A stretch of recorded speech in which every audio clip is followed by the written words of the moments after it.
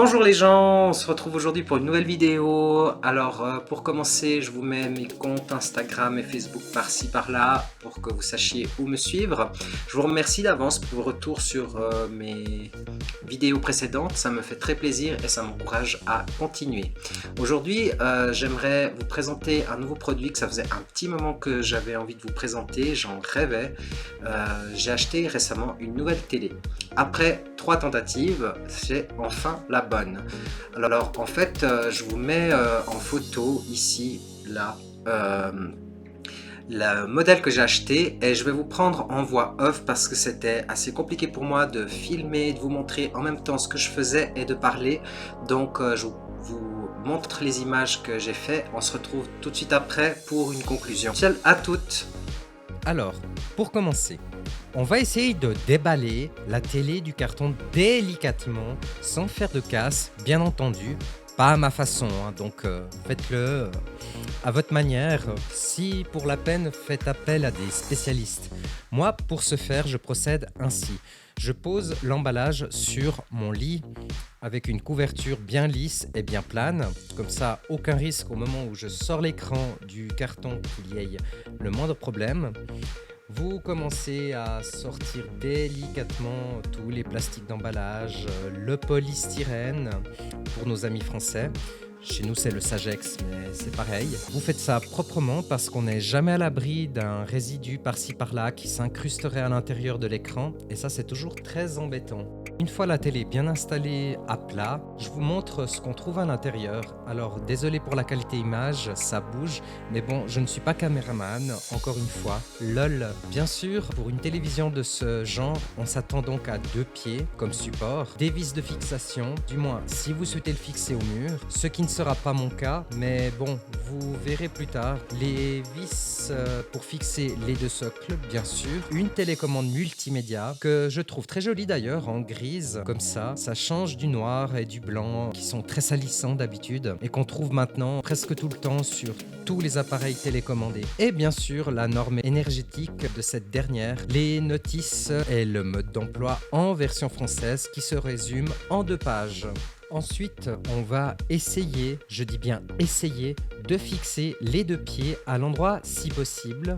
La partie longue vers l'extérieur, c'est-à-dire du côté de l'écran, car il est fixé vers la diagonale. Si j'ai une critique à faire, c'est que les socles n'ont pas l'air très solides et sont placés trop vers la partie extérieure de l'écran. C'est pas très rassurant, mais bon, ça fait son taf, c'est l'essentiel. J'avoue que je n'étais pas très rassuré en les fixant. Assurez-vous d'avoir bien solidement accroché le tout, n'hésitez surtout pas à bien vérifier 2 fois avant de la poser à plat sur votre meuble. Par la suite, mais bon, ne faites pas comme moi, j'ai dû changer en cours de route mon meuble car la télévision de 50 pouces mesure environ 1,10 m de longueur, chose que je n'avais pas dans mon ancien meuble. Mais bon, heureusement, j'avais une 2e table et à l'occasion, j'irai chercher un meuble télé, un vrai meuble quoi, ou bien on verra. Je me le fabriquerai, ça fera un DIY pour une prochaine vidéo. Ensuite, pour continuer dans l'installation, on va brancher le courant et le câble télé. Pour ma part, j'ai choisi de laisser une multiprise à proximité. Ça m'évitera à chaque fois de me baisser pour chercher du courant. Alors non, je n'ai pas la fibre. Je fonctionne toujours avec le téléréseau suisse, mais ce n'est pas grave.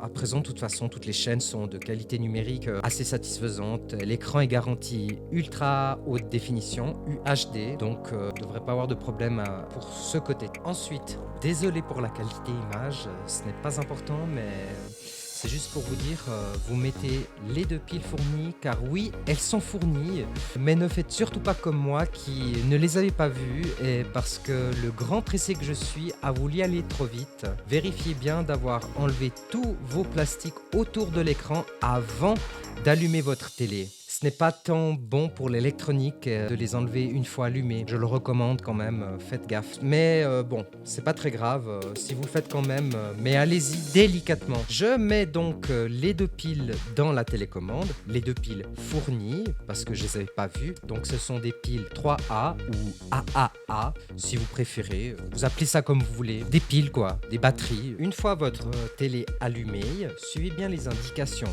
Réglage, langage, réseau, réseau, etc., etc. Je mets donc mon réseau Wi-Fi et mon mot de passe, et donc vous allez voir mon mot de passe apparaître. Non mais là, vous rigolez les gens, ne jamais divulguer ces mots de passe sous aucun prétexte à personne, surtout sur internet. Mais bref, vous l'aurez compris, je vous passe les détails. Une fois le réseau Wi-Fi réglé, il n'y aura plus qu'à suivre les étapes les unes après les autres. Je dois dire pour l'instant que même si les réglages, surtout les recherches de chaînes complètes, sont un peu longues, comparé aux deux autres écrans que j'avais utilisés chez Sony Bravia et chez Philips, elle est nettement plus facile à manipuler et plus rapide aussi grâce à la télécommande très pratique d'utilisation. Arrivé à cette étape, vous configurez votre compte Google si vous en avez un. Si vous n'en avez pas un, ce n'est pas grave, créez-en un et là vous allez avoir mon mot de passe de nouveau qui est... La télévision est munie d'une intelligence artificielle Google puisqu'elle fonctionne sous Android, munie également d'une télécommande vocale et aussi d'un tas d'applications que vous pourrez ensuite choisir de garder ou de supprimer en fonction de vos choix personnels. Évidemment, les plus connus, Netflix, YouTube, Facebook, Amazon Prime, etc.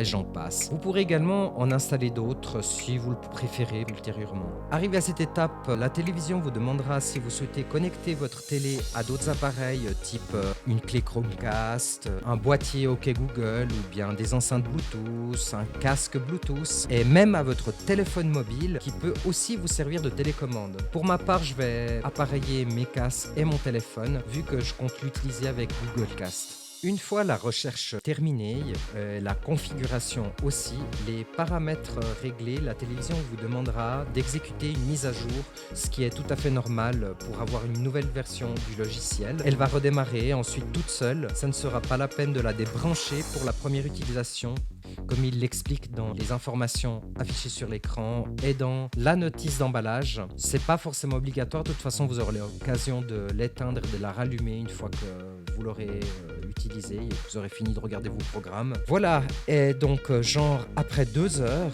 non j'exagère, en vrai peut-être une demi-heure, elle démarre enfin et vous pourrez profiter d'une télé qui vaut son prix à moins de 420 francs en Suisse, environ 400 €, peut-être un peu moins sur le marché français, neuf, niveau qualité-prix. À ce propos, je remercie Brac.ch qui m'a bien conseillé pour l'achat de cette télévision car je savais exactement ce que je voulais et là je vous reprends de face. J'espère que cette vidéo vous aura plu. Et on se retrouve très très bientôt. N'hésitez pas donc à vous abonner, à liker, à commenter. Je réponds à tous vos commentaires et je vous dis à très bientôt. Bisous bisous.